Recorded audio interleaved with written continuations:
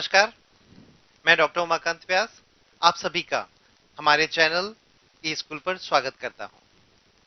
Students, आज हम जो विषय लेने जा रहे हैं, इस विषय का नाम है प्रेपोजिशन। देखिए स्टूडेंट्स, ये जो प्रेपोजिशन टॉपिक है, ये आपको कई एकेडमिक सिलेबस में भी मिलता है और आपको कई कॉम्पिटिटिव एग्जाम्स में भी मिलता है और बहुत माइन्यूट स्टडी के लिए ये विषय है।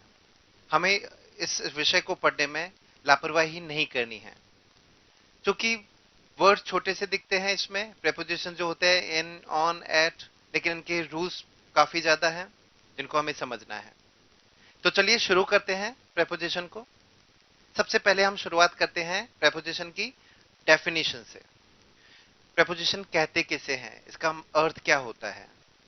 इसके लिए देखिए स्टूडेंट्स, जैसे मैं आपके सामने ये सेंटेंसेस रखता हूं।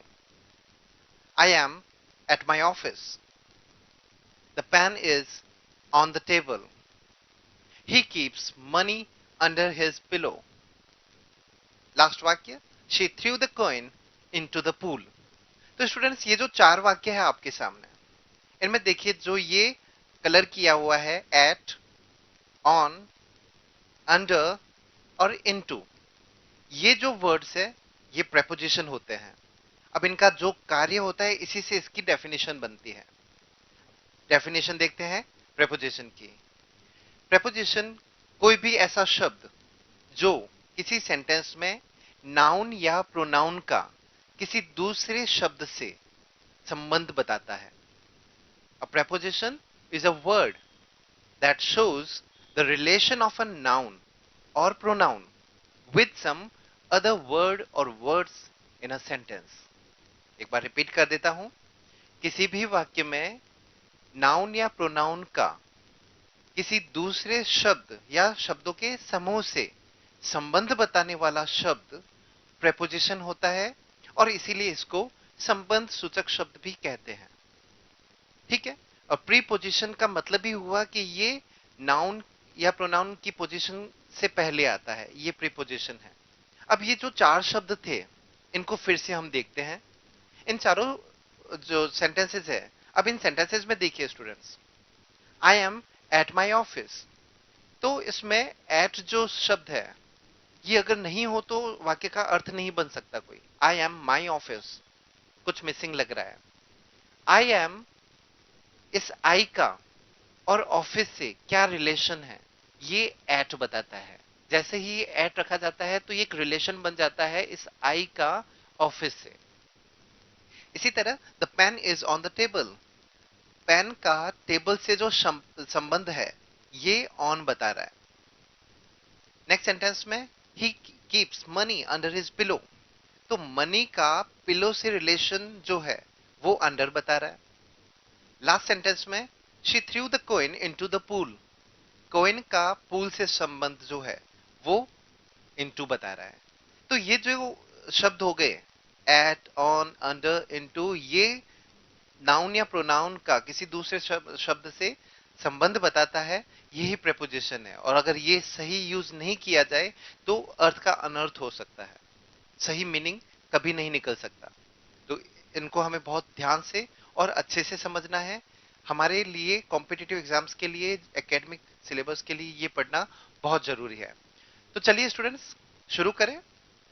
देखिए, इन प्रेपोजिशंस को, ये सिंगल वर्ड वाले प्रेपोजिशन भी होते हैं जिसको सिंपल प्रेपोजिशन बोलते हैं। In, on, at, for, to, by, ये सिंपल प्रेपोजिशन होते हैं। कई बार ये कंपाउंड भी होते हैं, जैसे अबव, अक्रॉस, बिहाइंड, बीनीथ। ठीक है। और इसी तरह फ्रेजल प्रेपोजिशंस भी होते हैं, इन अकॉर्डेंस विद, है ना। तो ये हम आने वाले लेक्चर्स में देखेंगे। यहां से हम शुरू करते हैं। देखिए स्टूडेंट्स, इनको सबसे पहले लेते हैं। इन प्रेपोजिशन जो है ये समय को भी बताता है, प्लेस को भी बताता है। देखिए स्टूडेंट्स, ये जो प्रेपोजिशंस होते हैं ये स्पेस के लिए, पोजीशन के लिए भी काम आते हैं, डायरेक्शन के लिए भी काम आते हैं, टाइम को भी बताते हैं, कॉज बताने वाले भी प्रेपोजिशंस होते हैं। इस कैटेगरी के हिसाब से उनका डिस्ट्रीब्यूशन होता है। हम सारे प्रेपोजिशंस को एक एक करके देखेंगे और सारे रूल्स एक साथ पढ़ेंगे। तो इनसे शुरू करते हैं, इनके क्या क्या रूल होते हैं वो समझते हैं। जैसे पहला रूल, इन कहाँ यूज होता है? जब हम किसी सराउंडिंग की बात करते हैं, हम किसी सराउंडिंग में घिरे हुए हो, टू टॉक अबाउट सराउंडिंग और इनसाइड, हम किसी चार दीवारी के अंदर है तो इनका यूज होता है, जैसे we are in the class. ठीक है। फिर सेकंड यूज, ये जो इन है, ये कंट्री के नाम से पहले, कंट्री से पहले बिगर सिटीज हो गई, टाउन्स हो गए, इससे पहले इनका यूज होता है। हम इनके एग्जांपल्स देखेंगे तो ये रूल्स और क्लियर हो जाएंगे। मंथ्स, ईयर, सेंचुरी, इनसे पहले भी इनका यूज होता है। महीने से पहले इन सितंबर, इन अक्टूबर। ईयर हो गया, उससे पहले इनका यूज होता है। सेंचुरी हो गई या एजेस बताते हैं तो भी इनका यूज होता है। फिर मॉर्निंग, इवनिंग, आफ्टरनून, इनसे पहले भी इनका यूज होता है। एक और इसका यूज देखते हैं कि हमें जब टाइम लिमिट बताते हैं, to talk about time limit, तो भी इनका यूज होता है। कैसे होता है? जैसे मैं कहता हूं कि I shall finish this task in 2 days और 2 hours। ये कहने का मतलब हुआ कि 2 घंटे या 2 दिनों तक ये खत्म हो जाएगा काम। ऐसा क्योंकि कंफ्यूजन क्या होता है, विद इन और इन में कंफ्यूजन होता है। विद इन का मतलब उस समय जो सीमा बताई है उससे पहले पहले, वहां तक नहीं आना चाहिए। इनमें उस लिमिट तक आपको काम वो करना होता है, तो एक लिमिट बताने के लिए भी इनका यूज होता है। अब हम स्टूडेंट्स इन जो रूल्स देखे हैं इनको एक एक करके एग्जांपल्स में देखते हैं। जैसे सेंटेंस है, the manager is in his cabin. Manager cabin में है, चार दीवारी हो गई, पहला रूल हो गया ये। एक और sentence, is he in the car, क्या वह कार में है? तो कार की चार दीवारी के अंदर होना इन हो गया। नेक्स्ट देखते हैं, my father in law lives in Varanasi. Varanasi शहर हो गया, तो शहर से पहले इनका यूज हो गया ये। Next, we met last in January. Month से पहले, मैंने जैसा बताया था, महीना हो गया, साल हो गया, उससे पहले इनका यूज होता है। या मैं कहता हूं ही वॉज बोर्न इन 1990, वह 1990 में पैदा हुआ, तो ये साल से पहले इनका यूज हुआ, महीने से पहले इनका यूज हुआ। फिर एक हमने रूल देखा था, मॉर्निंग, इवनिंग, आफ्टरनून, इससे पहले इनका यूज होता है। जैसे सेंटेंस है, I always get up early in the morning.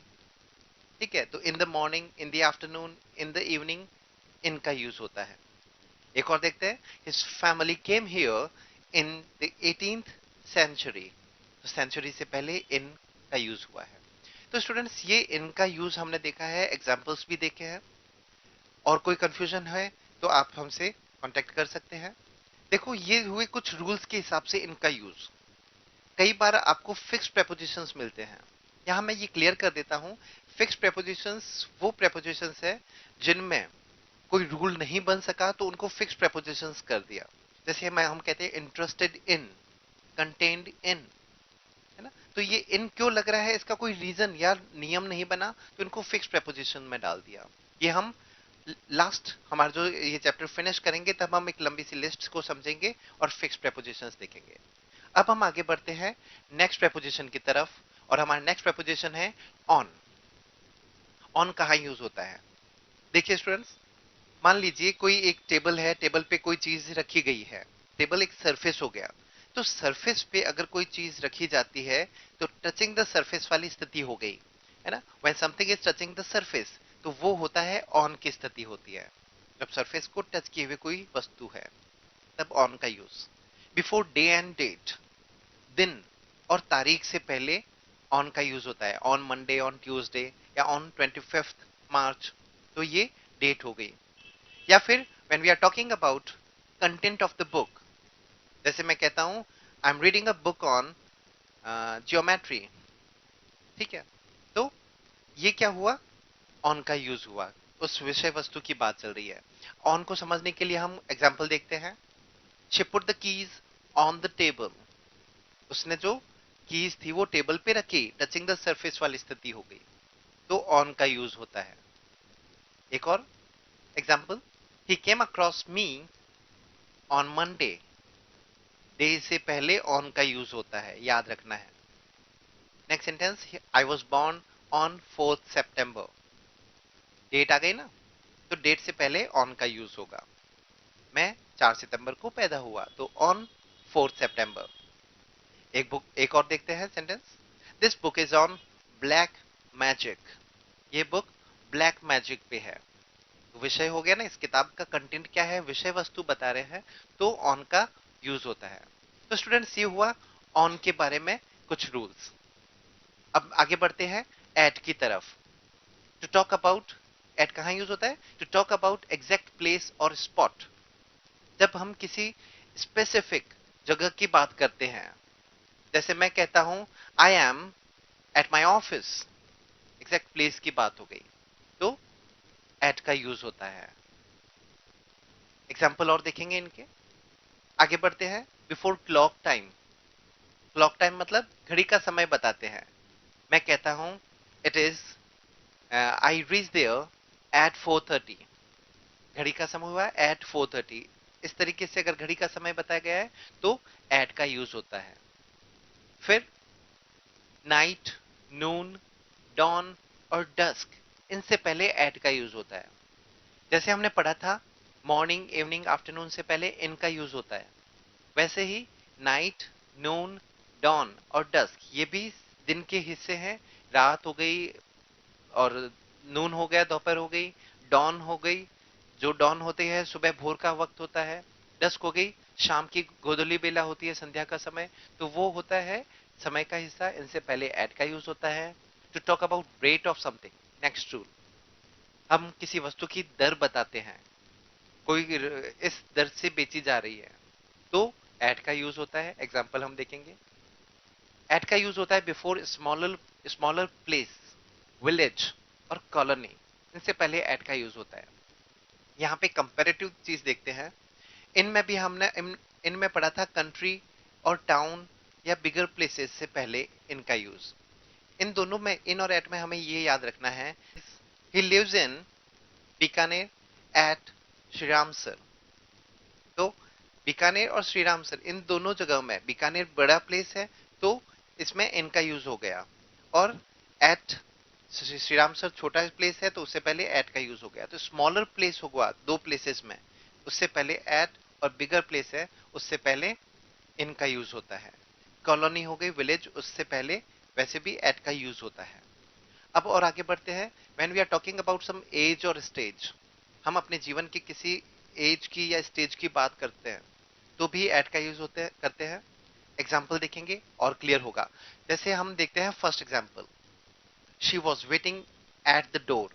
कोई स्पेसिफिक प्लेस हो गया, स्पॉट हो गया, तो उससे पहले एट का यूज होता है। He is at the hospital, he is at the station, at का यूज हुआ।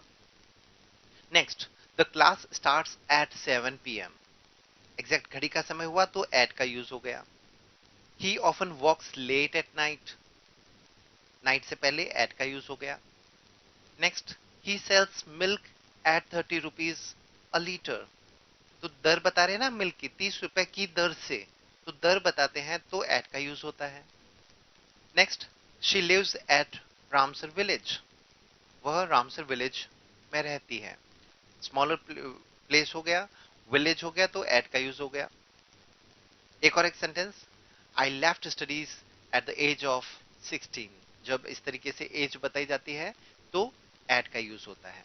तो स्टूडेंट्स, ये हुआ एट का यूज। नेक्स्ट हम देखते हैं preposition into. Into movement with surrounding. When there is a movement in the surrounding, हम गति के साथ में किसी चार दीवारी में जाते हैं, मोशन के साथ में सराउंडिंग, तो इनटू का यूज होता है। इन का यूज कहां होता है? जब हम ऑलरेडी सराउंडिंग में हैं। और इनटू जब मूवमेंट के साथ में उसमें जाया जाता है, तो वो होता है इनटू का यूज। इसके अलावा एक और इसका यूज होता है, वो होता है ट्रांसफॉर्मेशन।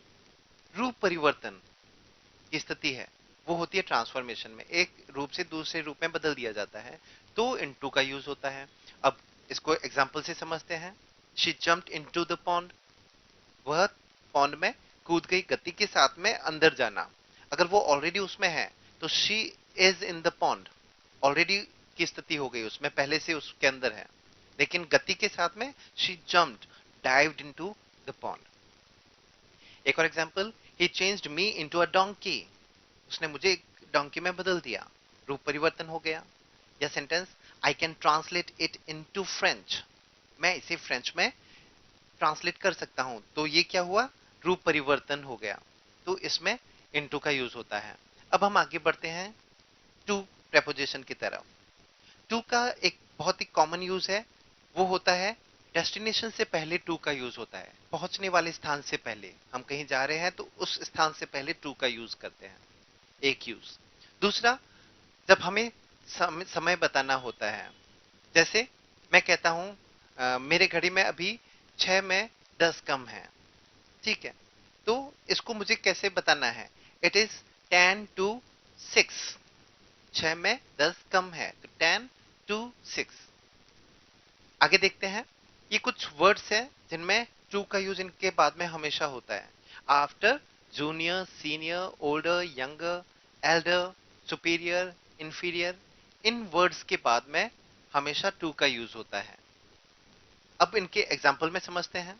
मैं कहता हूं I will go to hospital now, destination हो गई हॉस्पिटल, उससे पहले टू का यूज कर दिया। समय बताना हो तो कैसे यूज होता है, इट इज Quarter to 9, अगर घड़ी में 8:45 हैं, 9 में 15 कम है, तो हम क्या कहेंगे, इट इज Quarter to 9। एक और sentence, she is junior to me, to का यूज हो गया ना। तो ये हुआ स्टूडेंट्स टू का यूज। आज का हम वीडियो एक और प्रेपोजिशन के साथ में खत्म करते हैं, बाय। बाय के लिए क्या क्या यूज है। पहला यूज, बाय बताता है क्लोजनेस को, and we are talking about closeness, किसी के साथ नजदीकी को बताना है तो बाय का यूज होता है। सेकंड, पैसिव वॉइस में, हम पहले टॉपिक पढ़ चुके हैं, पैसिव में भी मैक्सिमम बाय प्रेपोजिशन का यूज होता है। नेक्स्ट, घड़ी का समय हम बताते हैं तो एक फिक्स सेंटेंस इसका होता है, हम एग्जांपल में देखेंगे, तब भी बाय का यूज होता है। जैसे अभी हमने जो सेंटेंस पढ़ा था टू में, it is Quarter to 9 by my watch, by होगा, मेरी घड़ी में 8:45 हुए हैं तो बाय माई वॉच होगा। अब आगे बढ़ते हैं टू टॉक अबाउट कन्वेंस। हम अगर आने जाने के साधन की बात करते हैं, कन्वेंस की बात करते हैं, तो भी बाय का यूज होता है, जैसे by car, by bus, by sea, by by train, by air, by bus. तो ये हमेशा इन फिक्स फ्रेजेस में बाय का यूज होता है। नेक्स्ट, इसका यूज होता है जब हम समय सीमा बताते हैं, जिसका अर्थ होता है नॉट लेटर देन, इसके बाद में नहीं, लिमिट हो गई, और ये ज्यादातर होता है फ्यूचर परफेक्ट टेंस में बाय का यूज होता है, हम ऑलरेडी टेंस में पढ़ चुके हैं। इनको एग्जांपल से समझते हैं। जैसे फर्स्ट एग्जांपल है, he came and sat by me, वह आया और मेरे पास बैठ गया, तो sat by me. Second, it was spoken by GB Shaw, passive हो गया ना, इट वाज स्पोकन बाय हो गया प्रीपोजिशन का use. Next, it is 12:30 by my watch, अगर मैं कहता हूं it is 12:30 by my watch, by का यूज। आगे देखो, he came here by car, तो बाय कार कन्वेंस हो गया, by car, by bus, by train, by plane, by air, by sea, by road, fix phrases है। एक last example देखते हैं, she will have completed this task by this Monday, समय सीमा हो गई, फ्यूचर परफेक्ट टेंस हो गया, तो बाय का यूज हुआ है। तो स्टूडेंट्स, ये हमने आज कुछ प्रेपोजिशंस देखे हैं, इनके रूल्स देखे, इनके एग्जांपल्स देखे हैं। स्टूडेंट्स, इनकी एक्सरसाइज हम एक कंप्लीट इसका एक सेशन रखेंगे जिसमें पूरी एक्सरसाइज भी एक साथ कंबाइन करेंगे। आज के विषय को यहीं खत्म करते हैं और उम्मीद करते हैं कि आपको बहुत कुछ समझ में आया है। आपको कोई भी डाउट हो तो हमें आप कमेंट बॉक्स में भेज सकते हैं। With this hope that you are learning a lot with us, students. Thank you very much.